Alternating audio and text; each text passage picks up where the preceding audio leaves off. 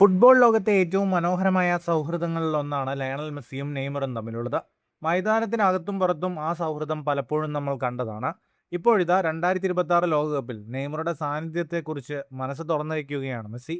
Brazil പരിശീലകൻ Carlo ആൻസലോട്ടിക്കുള്ള ഒരു സന്ദേശം കൂടിയായി ഇതിനെ ആരാധകർ കാണുന്നു. മെസ്സിയുടെ വാക്കുകളിലേക്ക്. പ്രശസ്തമായ ലോ ഡെൽ പോളോ പരിപാടിയിൽ സംസാരിക്കവെയാണ് മെസ്സി നെയ്മറെക്കുറിച്ച് വാചാലനായത്. എനിക്ക് നെയ്മറുടെ കാര്യത്തിൽ ഒരു നിഷ്പക്ഷമായ അഭിപ്രായം പറയാൻ കഴിയില്ല. കാരണം അവൻ എൻ്റെ സുഹൃത്താണ്.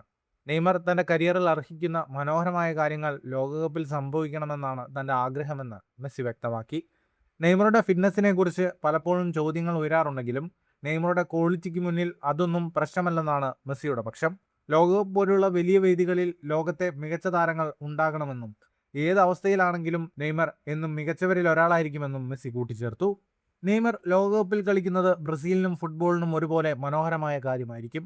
നെയ്മറെ ടീമിലെടുക്കുന്ന കാര്യത്തിൽ ബ്രസീൽ പരിശീലകൻ കാർലോ ആൻസലോട്ടിക്ക് കൃത്യമായ ഒരു സൂചന നൽകുകയാണ് ഇതിലൂടെ മെസ്സി ചെയ്തിരിക്കുന്നത്. ഫുട്ബോളിന്റെ ഭംഗി നെയ്മറുടെ കാലുകളിലാണെന്ന് മെസ്സി ഒരിക്കൽ കൂടി അടിവരയിടുന്നു. ഫുട്ബോൾ ലോകത്തെ കൂടുതൽ വാർത്തകൾക്കും വിശേഷങ്ങൾക്കുമായി സ്പോർട്സ് കഫേ സബ്സ്ക്രൈബ് ചെയ്യുക.